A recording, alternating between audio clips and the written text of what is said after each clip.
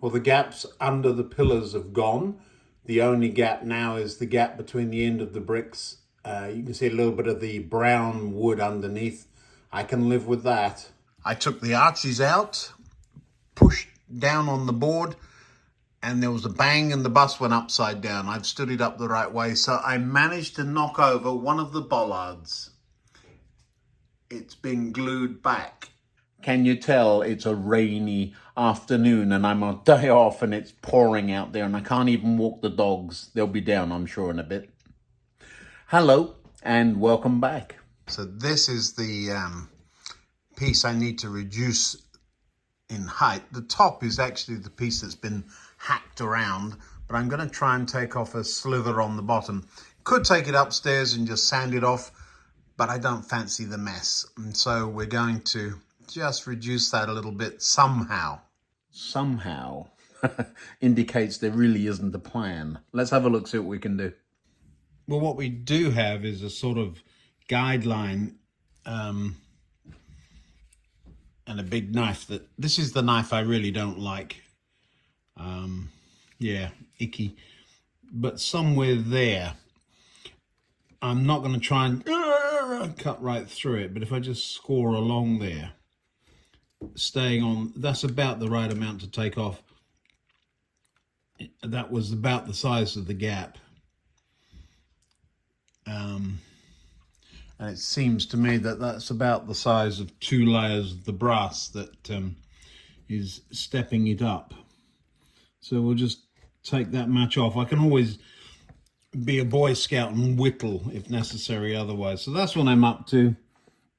I'm sure it won't make very interesting video, but I am pushing hard enough to leave a score line, keeping my fingers well out of the way. The blade's over that way, moving everything down this way again. I've got my thumb up against the edge here, which is, and index finger against this side, which is sort of a guide.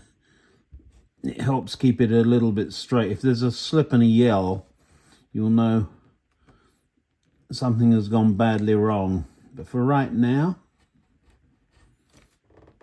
relatively happy. Freehand. I don't like cutting up against a ruler. The why behind that is that you then got several things to hold. Back here,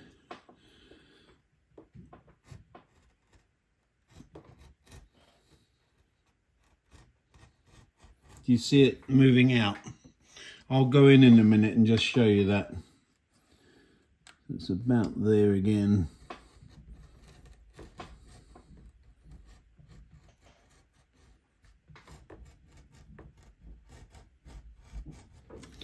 And then the last little bit,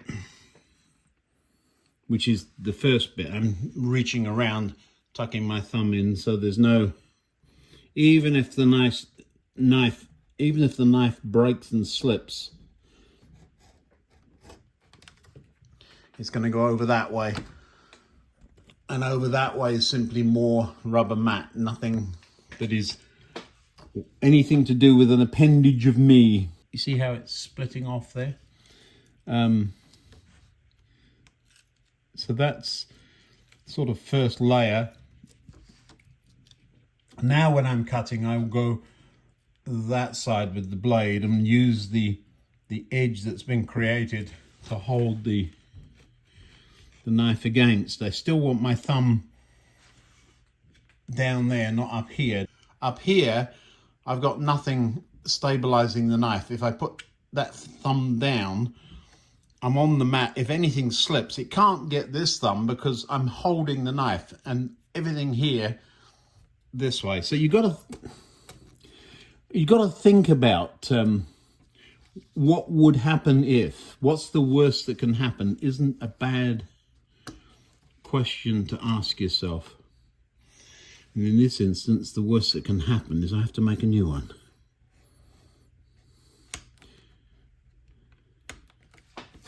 There we go. So that's how much I'm taking off. Can you see that? And that seems to me about the right amount. I do have a cup of tea that way. It's over there in that mug, but it's a little way down, and unless my elbow goes a long way, the tea is still going to be safe. In this instance, the worst that can happen, tea spilt, and that's pretty bad. Now then, these are the bits that are coming off. That's quite a thick chunk, actually. Let me get those out of the way. It's about this point, pun intended. Do you see how the point of the knife has gone away? So what I'm going to do is just break that blade off. He says, dropping the pliers on the floor.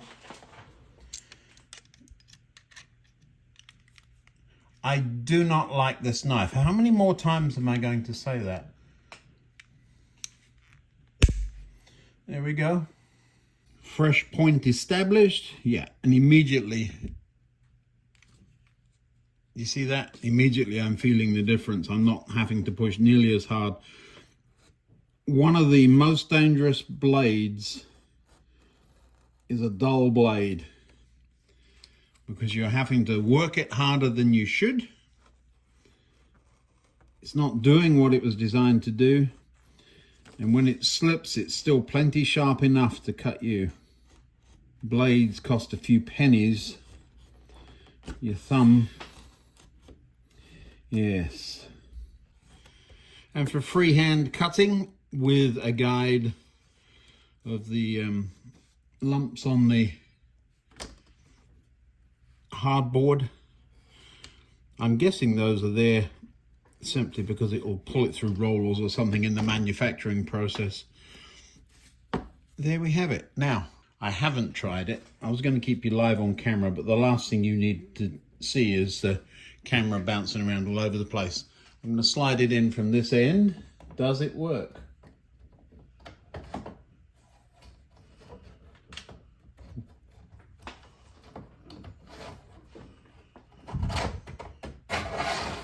Look at me. So now it's in there with very little slack. Love it. The board is all the way down, so the gap has gone.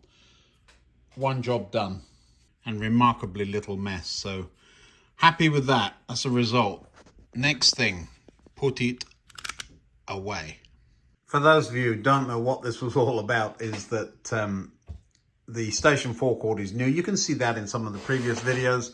And this end wound up being just a little bit too high because I hadn't accounted for the brass U-channel, which was holding this end up just a bit and creating a gap underneath the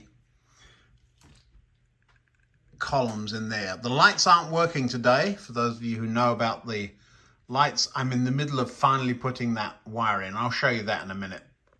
I will get some trains running in just a minute. Just want to talk to you about how much model railroading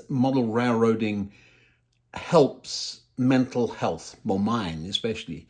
It's a big break from thinking about the bad stuff that's going on out there and stress at work or whatever. And I can come down here, just unwind and get along with a couple of little projects.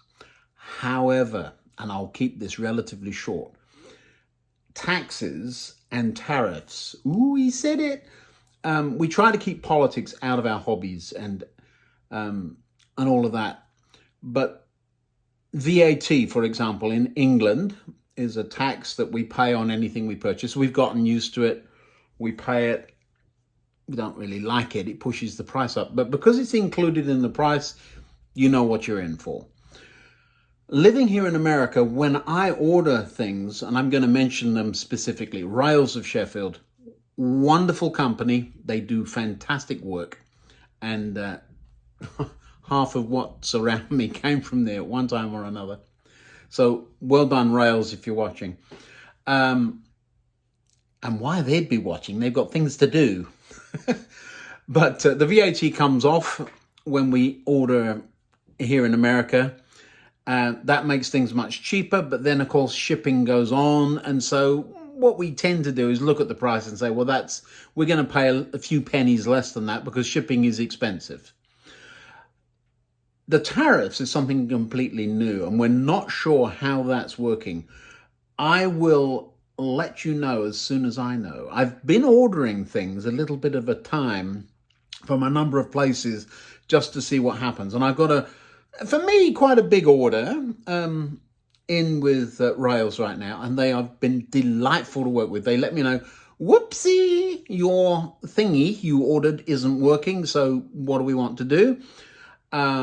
So we've had a discussion about that. And then they've said, we're going to ship it anyway because you're willing to accept it in the condition it's in. But be aware, tariffs may get you 145%. And I'm going, oh, that's going to smart. The reason I've said to them, go ahead and do it, and that was only today, go ahead and do it, is that I want to see what happens. Because if that really does kick in on secondhand goods that have been worked on in England, now we got a problem. I don't want to see the outlets such as Rails and TMC and others that I've used over the years. I don't want to see them getting hurt because we can no longer afford to order from them. Is it a lot of money to risk? Yes, but you watching this video, I earn a few dollars here and there because there's a lot of you that have watched and liked and subscribed. Thank you. Appreciate that. But that money I'm putting straight back into the railway.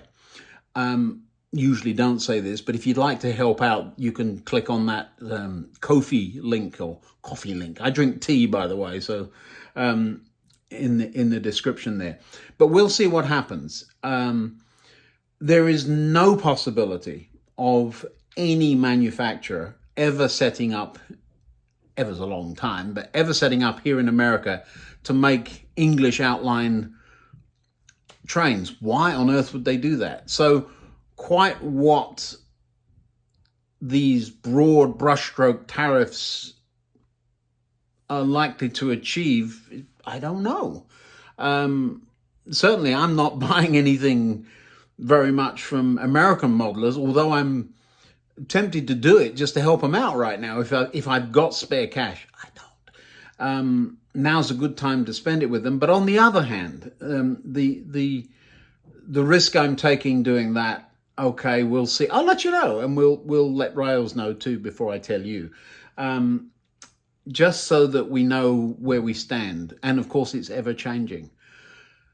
But it brings me to a much bigger thing, the whole mental health thing I just touched on there. I am not going to stop modeling railway modeling just because somebody slaps a tax on it. How much did it cost me to carve up a piece of hardboard there? I broke off one section of blade, a couple of cents, working on something that I've been meaning to do for weeks. So when we don't have the resources, when I haven't got the extra income that I need to spend on toy trains, find something that's going to improve the layout or enable you to still work on your hobby without getting yourself into financial hardship.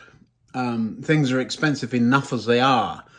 But at the back of my mind, I've also got, you know what, there's a whole industry out there that is under threat because of this. And we're talking toy trains. Look at all the other industries, all the other small mum and pop businesses that are at risk because of this. So clearly I've got views on that. I think most of us do. And most of us think, oh, this is silly. But this too shall pass.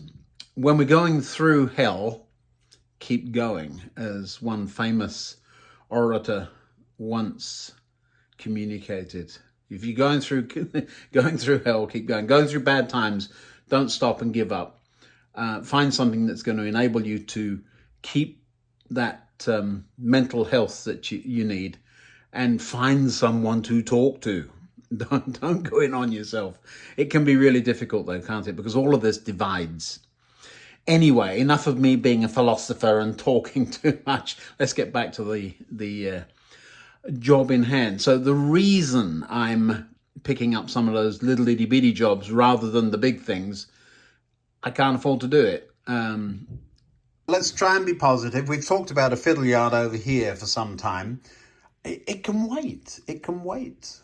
I'm trying to work on the street, but I want to get the backdrop in there first. But yeah, let's work with what we've got rather than what we wish we had. So today I'm going to make some more of this. I've got to remember how I did it. So you'll see me cutting this stuff up. It's a lot of fun. I need to make some fence that goes around there once I take that out. I'm also going to get the bits and pieces together to make the traffic light circuit so that I can show you how that works. Also, I've got this thing that will not stay there. We've got to secure that somehow. Lots of little jobs again. Now here in America, when it says $3.99 on the label, that isn't what you actually pay, because the equivalent of VAT is added when you check out. So I need some of that. And in here somewhere, I think it's in this one, is the, oh there it is the fencing, and we'll just cut some strips of that. Now I've made some of this stuff on the channel before, and the feedback I got was you don't have diagonal mesh like you do in real life, because this stuff is actually made in straight lines. Well, I could get the diagonal if I just turned it sideways, so, and then cut it that way. The reason I haven't, I love the patterns this makes. Look, watch it. You see that? That's the one advantage of the bought stuff. The reason I'm not cutting it diagonally is that to do so would mean you would have far more sharp edges. There are some disadvantages of this stuff. It's not kid friendly, so at the end I've soldered it against a, but you hear that? That's actually quite sharp there. So it looks good. It comes apart a lot easier if it's diagonal as well. So I'm still going to cut it this way. I don't think that's a showstopper, but you're quite right. It should be like that instead of like that, if you see what I mean. I was having a look. Did I actually copy the plastic stuff? I don't think I did. But it's ended up, well, it's chain link fence, so it's going to end up looking the same. So the spacing, mine is spaced slightly wider apart. I'm just looking here. It is the same height.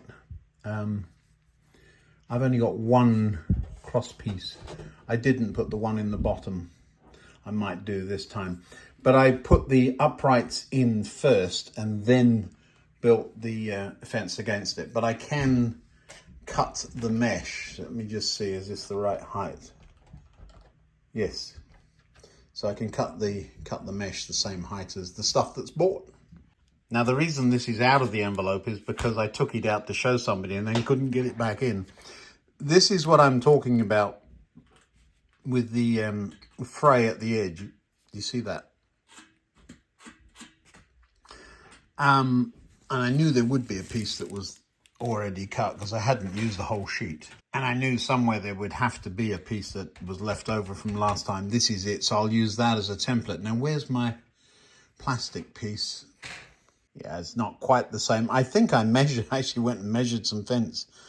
Not quite the same. Mine's a little higher. I'm just going to stick with my height and slice this into those same lengths. What magic do we use to cut it? A pair of scissors. Dulls them, of course it does, which is why I've got new scissors. But these are the ones I used before. I'll mark one end, mark the other, and you can just cut along the lines. You see the square mesh there. You can see the lines. Now, if I were to cut diagonally through that, it would create a whole lot more sharp points, which is why I'm not doing it. It's a game trying to figure out which line I'm cutting down, but once I've got hold of it with the scissors, I don't want to let go. So now all I'm doing is trying to get some decent light on it and cutting down that line. It's possibly easier for you to see than for me. So the biggest difficulty here is seeing where I'm supposed to be cutting. I cannot for the life of me work out why this seems so difficult this time and it was so easy the last time I did it. What am I doing differently? What's changed? It's just cutting a straight line and without stabbing yourself. The second part being the more important at this point.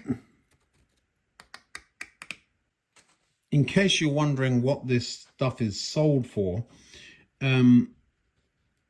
rodent guards. So you don't want to get mice or rats in your basement or your crawl space. You put these bits of this stuff over the vents that go down there. So that's what it's sold as.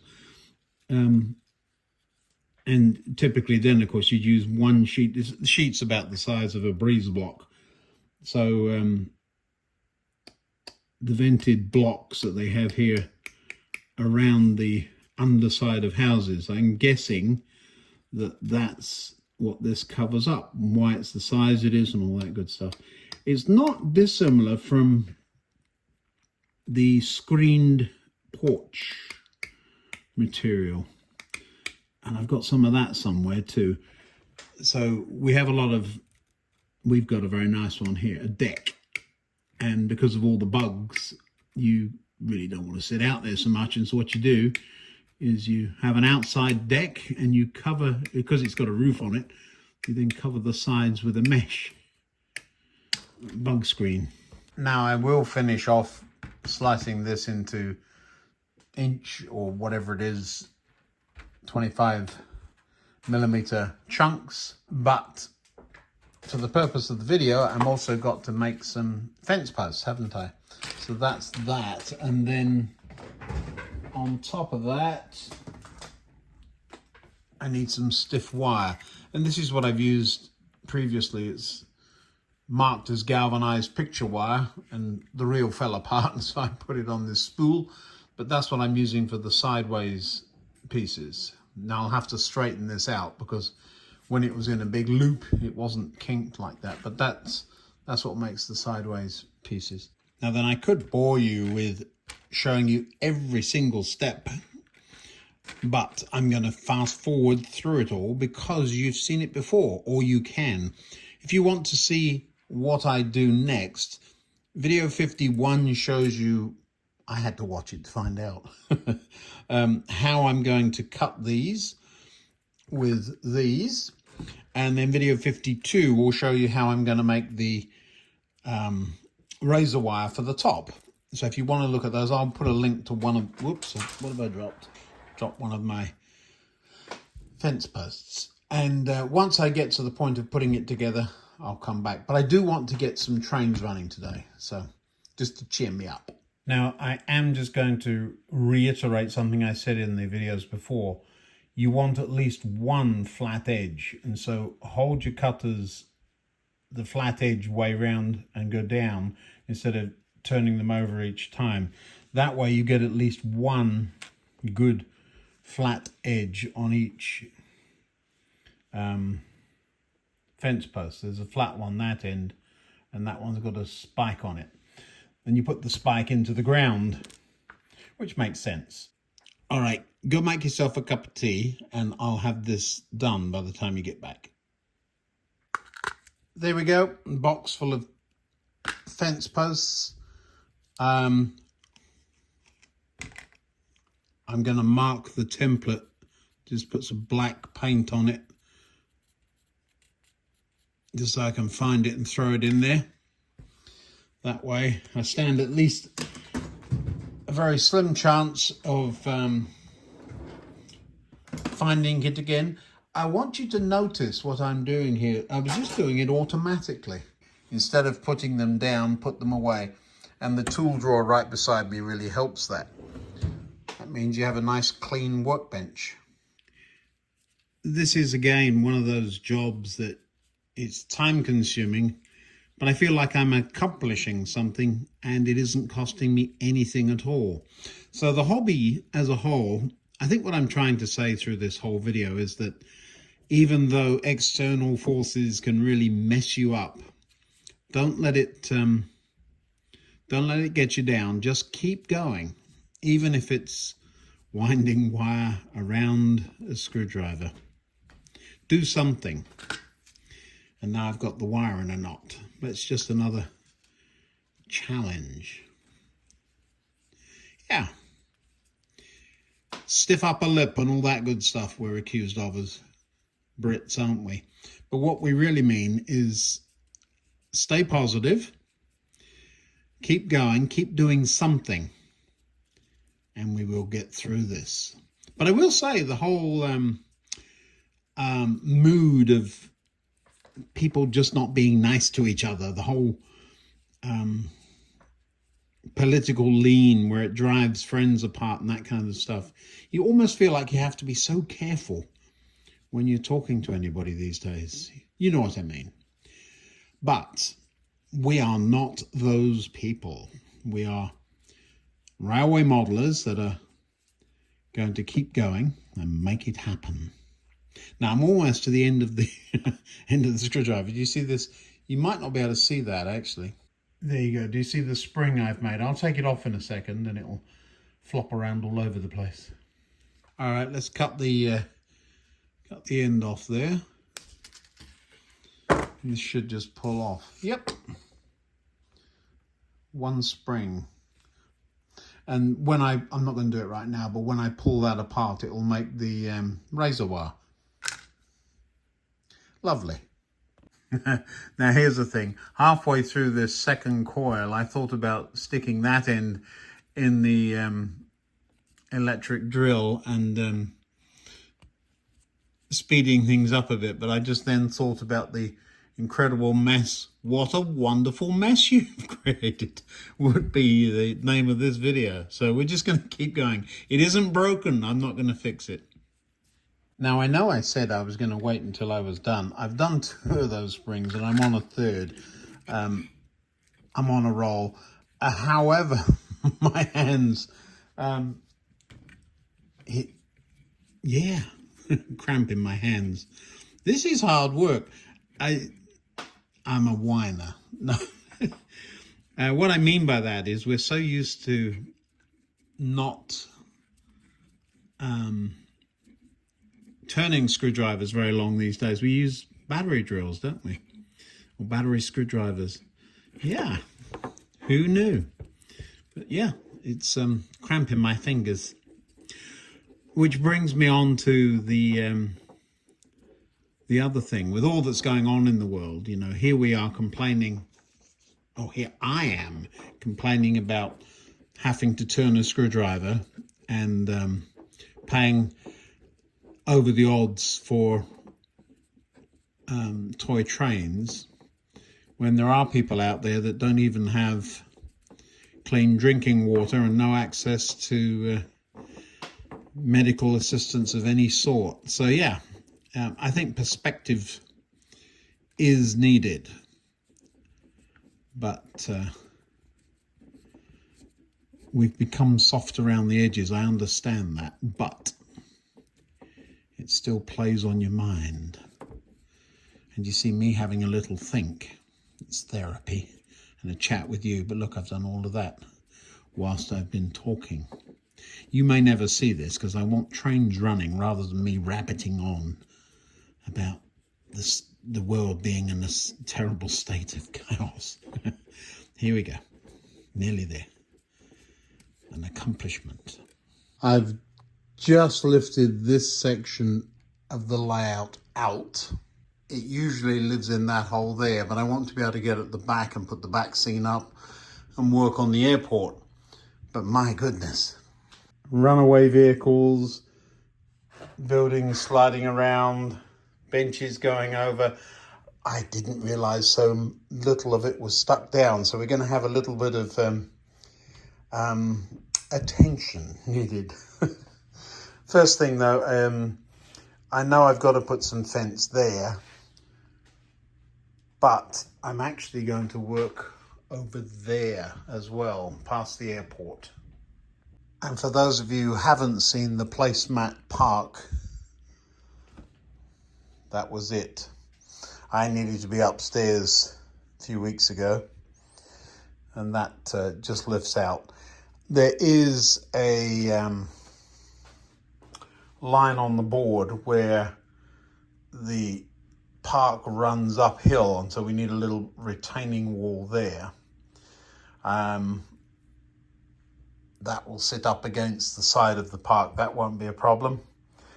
And we need fence here, this being the airport. So yeah, plenty to do. Now, for whatever reason, there are 3 different lengths of this stuff. And what I'm looking for is one piece that will run from there and to there.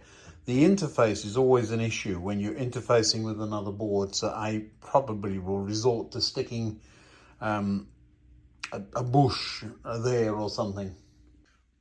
Or actually there, it'll hide the interface, but you've got to be able to get the board in and out. It is indeed one of my very favourite trains, the Spam Can. For an awful minute there I thought it was going to rear end a goods train, but didn't. There we go. Letting it have a little bit of a stretch of its legs.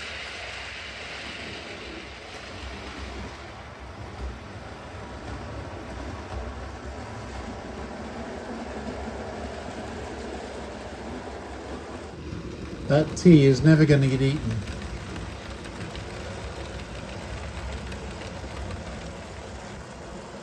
I mean, if it were me sitting at that table, I would never have taken my eyes off the track.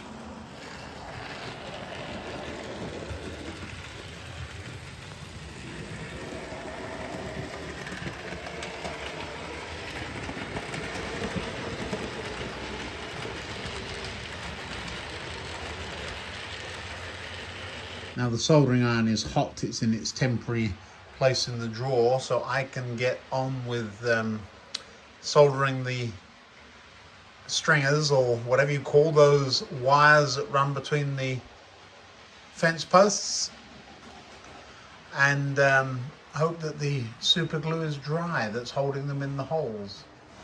Just to say that I'm working right here, and that train has been going around and around, or back and forth, all the time I've been here. Literally within arm's reach. Very soothing. You look up and you see the 9:14 and then the 9:22 go by. No idea where it's going. But this is totally what our hobby's about.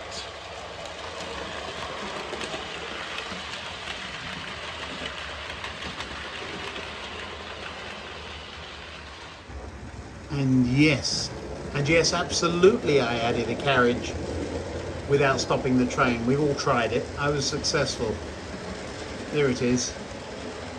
Go and get the fence finished. But it does say that that train should be going to Dover then, because it has a luggage van attached. Isn't that what these did in later years? Okay, fence. Where were we? I remember getting asked how much that stretches out to. Well, I just got hold of it and pulled and stopped when it looked right, and it's actually made about exactly the right length. So it seems that one of those springs does about one of those lengths, even though they are slightly different lengths. It's all very, it looks right, so it is right. All soldered up, rigid, stiff. And now I can just add the chain link on the other side. Well, I will say this is a perspective I rarely get because I'm inside the layout right now, which is unusual. The West Country stroke Battle of Britain class are certainly high on my list of favourites. This is a West Country, I believe. I don't know if I can tell them apart. It's going down the incline here. I'm going to drop the camera down so you can see that as it slowly disappears into the cutting. And then underneath the floor there. So what we can quite nicely do is a little bit of an embankment here, then up. We can get that into not being seen quite quickly. The reason for doing that will give us a little bit of a flat upper extended out to the cricket ground. So we'll be able to get out here much more easily with a little bit of an embankment there or something that will go over the top of this, creating a tunnel mouth that you won't see, but it will be back here. And we won't then have to create embankments all the way around. So I don't know where exactly that'll go, but somewhere here. So just to emphasize that, there's the embankment, do you see? The incline going down there. It's almost a half turn or full turn spiral, if you like. Rather a pleasant way to while away an evening, isn't it?